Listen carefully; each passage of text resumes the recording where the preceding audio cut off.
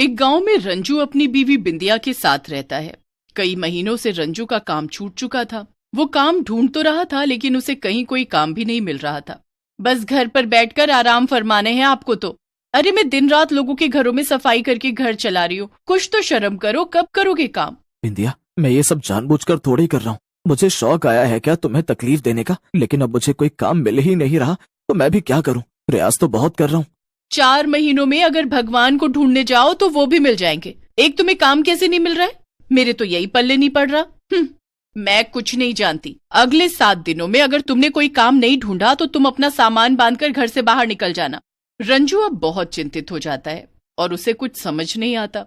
वो सोचते हुए चलते चलते जंगल पहुंच जाता है। तभी वहां उसे एक अस्तबल दिखाई देता है जिसमें एक घोड़ा होता है। अजीब बात है, यहाँ आसपास तो कोई भी नहीं है और ये जगह भी काफी सुनसान है। ऐसे में ये अस्तबल में घोड़ा, क्यों ना मैं इस घोड़े को अपने साथ ले चलूं। इससे मैं ढेर सारे पैसे कमा सकूंगा। लोगों को इसकी सवारी देकर, शादी ब्याह में ऐसे किराए पर देकर और कई तरह से। रंजू उस घोड़े को अपने साथ घर ले जाता है और सारी बात बिंदिया को बताता है। वैसे सुझाव अच्छा है, लेकिन तुम्हें काम भी ठीक से करना होगा। घोड़े को पालना बहुत कठिन होता है। तुम उसकी चिंता मत करो बिंदिया, मैंने चने, घास और भूसा ला दिया है और तो और घोड़े के लिए आंगन में जगह भी बना दी है। अब सब ठीक हो जाएगा। अब ये घोड़ा ही मेरी किस्मत बदलेगा, देखना तुम बिंदिया। हाँ हाँ, देखते हैं। रंजू घोड़े को अपने घर के आंगन में बांधता है और रात को सो जाता है। अगली सुबह अचानक से गांव में 5 लोगों की लाश पाई जाती है। सबके गले कटे हुए होते हैं। उनके परिवार वाले उन्हें उनके कपड़ों से पहचान पाते हैं। नहीं, ये क्या हो गया जी? आप मुझे छोड़कर नहीं जा सकते। अब मैं कैसे जीऊंगी? हे सुमन, उठना बेटी, ये क्या हो गया तुझे? पता नहीं रंजू, सुमन रात को देर से घर आती है काम करके। रात को घर आते वक्त शायद किसी ने इसके साथ ये सब किया। गांव में हर कोई बहुत डर चुका था। वहीं रंजू उस घोड़े को सवारी के लिए ले जाता है और लोगों को उसकी सवारी देकर पैसे कमाता है और साथ ही शादी में भी उसे किराए पर देता है। अरे वाह, बहुत बढ़िया मेरे पतिदेव, ऐसे ही पैसे कमाते रहो और मेरे हाथ में थमाते रहो। हाँ। एक दिन जब रंजू सवारी करके घर की तरफ लौट रहा होता है, तभी उसे रास्ते में एक शिव मंदिर दिखाई देता है। वो रुककर कहता है, अरे ये शिव मंदिर तो बहुत पुराना शिव मंदिर है। चलो अब देख ही गया है तो अंदर जाकर दर्शन कर लेता हूँ भोलेनाथ जी के। दर्शन पाने के लिए मुझे घोड़े को यहाँ मंदिर के बाहर खड़ा करना होगा। ओए मेरी जान, मैं अभी जाकर आता हूँ। रंजू उस घोड़े को मंदिर के पास ले जाता है, पर घोड़ा कदम आगे नहीं बढ़ाता है और गुस्से से रंजू को ही लात मारता है, जिससे रंजू दूर जाकर गिर पड़ता है। मर गया। अरे अरे, इसे क्या हो गया अचानक से? लगता है इसे भूख लगी है। इसे खाना देना होगा, लेकिन मेरे पास जितना खाना था वो सब खत्म हो चुका है। अब मुझे इसे जल्दी से घर ले जाना होगा। रंजू घोड़े को जल्दी से घर ले जाता है और घर जाने के बाद घोड़ा शांत हो जाता है और घास खाता है। अगले दिन फिर से गांव में और 5 लोगों की लाशें मिलती हैं और उन 5 के सिर भी कटे हुए होते हैं। ये सब क्या हो रहा है बिंदिया? आज फिर से हमारे गांव में और 5 लोगों की लाशें बरामद की गई हैं। हाँ रंजू, जानती हूँ मैं। ना जाने क्या हो रहा है हमारे गांव में।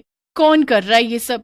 इस गांव में रहना ही मुश्किल और घातक हो गया है अब तो। गांव का सरपंच राजनाथ सिंह बहुत परेशान हो जाता है। वो पुलिस ऑफिसर को बुलवाता है और तभी पुलिस कहती है, ये सारी मौतें एक बराबर ही हुई हैं। एक ही तरह से गला काटा हुआ है और एक ही समय पर हुई है, और वो है रात का समय। जी इंस्पेक्टर साहब, रात में 8 बजे के बाद ज्यादा लोग बाहर नहीं निकलते हैं, और जो भी निकलता है उनके साथ यही होता है जो इन लाशों के साथ हुआ। सरपंच साहब, अब चिंता मत कीजिए। इन सब के पीछे का कातिल कौन है, हम इसका पता लगा कर ही रहेंगे।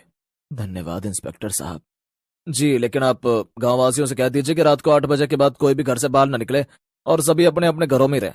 सरपंच के आदमी गांव में जगह जगह जाकर यह ऐलान कर देते हैं कि कोई भी रात को 8 बजे के बाद बाहर नहीं निकलेगा। वहीं पुलिस भी अपनी तहकीकात शुरू कर देती है। लेकिन एक दिन जब अचानक से एक बूढ़े आदमी की चादर उसके घर के आंगन में ही रह जाती है, तभी हे भगवान, अब मैं क्या करूं? मैंने चादर धोकर बाहर आंगन में सुखाई थी। अगर मैंने चादर बाहर से अंदर नहीं लाई तो ठंड के मारे तो मेरी जान ही चली जाएगी। नहीं नहीं, मुझे चादर तो अंदर। बूढ़ा आदमी चादर को लेने बाहर निकलता है। तभी उसे उसके पड़ोसी रंजू के घोड़े के शरीर में से एक चुड़ैल की आत्मा निकलते हुए दिखाई देती है। वो चुड़ैल बाहर निकलकर यहाँ वहां भटकती है और फिर से घोड़े के अंदर घुस जाती है। ये डरावना दृश्य देख बूढ़ा आदमी एकदम से चौंक जाता है थोड़ी देर बाद वो घोड़ा अपने आप रस्सी से बंधे होने के बावजूद भी जंगल की तरफ जाने लगता है और तभी बूढ़ा आदमी भी उसके पीछे पीछे जाने लगता है और वो देखता है कि भूतिया घोड़ा एक गुफा के अंदर जाता है। लगता है ये उसी चुड़ैल की गुफा है जो इस घोड़े के अंदर बसी हुई है। ये क्या, इस गुफा में तो उन सभी लोगों के कटे हुए सिर हैं जिनकी लाशें मिली हैं। इसका मतलब ये है कि इस चुड़ैल ने ही सबको मारा है। हे भगवान! बूढ़े आदमी की रूह कांप जाती है और वो तुरंत सरपंच के पास जाता है और उसे इस सब के बारे में बताने की कोशिश करता है। बताइए काका, क्या बात है? क्या हुआ है जो आप इतनी रात को मेरे पास आए? कोई तकलीफ? माफ करना राजनाथ बेटा, लेकिन बात ही कुछ ऐसी है कि मुझे आना ही पड़ा। मैंने कुछ देखा है और मुझे पता चल गया है कि गांव में जिन जिन लोगों की लाशें मिली हैं उनकी हत्या किसने की है। क्या? हाँ, और इन सब के पीछे किसी इंसान का नहीं, एक चुड़ैल का हाथ है जिसकी आत्मा एक घो अ, अ, काका, काका! बूढ़ा आदमी सरपंच और उसकी बीवी को सारा सच बताने ही जा रहा होता है कि तभी उसे हार्ट अटैक आ जाता है और वो वहीं पर मर जाता है। अगले दिन सरपंच गांव वासियों से बात करने जाता है। एक चुड़ैल ने मारा है? लेकिन ये कैसे हो सकता है? मुझे कुछ नहीं पता, लेकिन काका ने मरने से पहले मुझे ये बताया है और वो उस चुड़ैल की आत्मा के बारे में और कुछ बता ही रहे थे कि तभी उन्हें हार्ट अटैक आ गया। हे भगवान, ये सब क्या हो रहा है हमारे गांव में? हाँ सरपंच साहब, अगर ऐसा ही चलता रहा तो क्या होगा हमारा? एक एक करके सब मर जाएंगे गांव में। सरपंच अब बहुत चिंतित हो जाता है। उसे कुछ समझ नहीं आता कि वो क्या करे और क्या नहीं। वहीं उस रात जब बिंदिया की आंख खुलती है तभी वो घोड़े को बाहर आंगन से गायब देख हैरान रह जाती है। वो फौरन रंजू को उठाती है। रंजू, रंजू, देखो हमारा घोड़ा बाहर आंगन में नहीं है। रंजू और बिंदिया बाहर आंगन में जाते हैं और तभी उन्हें घोड़े के पैरों के निशान जंगल की तरफ जाते हुए नजर आते हैं। लेकिन तुमने तो उसे बांध रखा था ना, उसके बावजूद वो बाहर कैसे चला गया? नहीं रंजू, तुम कहीं नहीं जाओगे। तुम्हें याद है ना, सरपंच ने मना किया है रात को बाहर निकलने से। हमारे पड़ोस वाले काका ने रात को बाहर निकलकर गलती की और उन्हें हार्ट अटैक आ गया। मैं विधवा नहीं बनना चाहती हूँ रंजू। रंजू बिंदिया से विनती करता है और वो और बिंदिया दोनों घोड़े के निशान के जरिए उस रास्ते की ओर जाते हैं और वो दोनों गुफा के बाहर पहुंच जाते हैं, जहां वो अपने घोड़े में से चुड़ैल को बाहर निकालकर एक तंत्र मंत्र करते हुए देखता है। हे भगवान, इसका मतलब उस रात काका ने ये सब देखा था और ये है वो चुड़ैल जिसने सबको मारा। अब हम क्या करेंगे रंजू?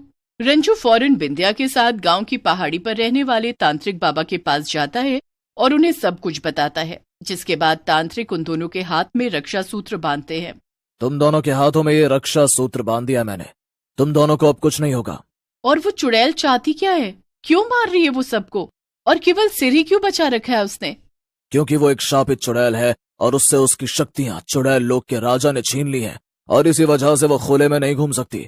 इसीलिए वो तुम्हारे घोड़े के शरीर में रह रही है और वो सबके सिर काट कर इसीलिए ले जा रही है क्योंकि उसी से वो अपने महाचुड़ैल तंत्र को पूरा कर पाएगी और उसकी शक्तियां उसे वापस मिल जाएंगी।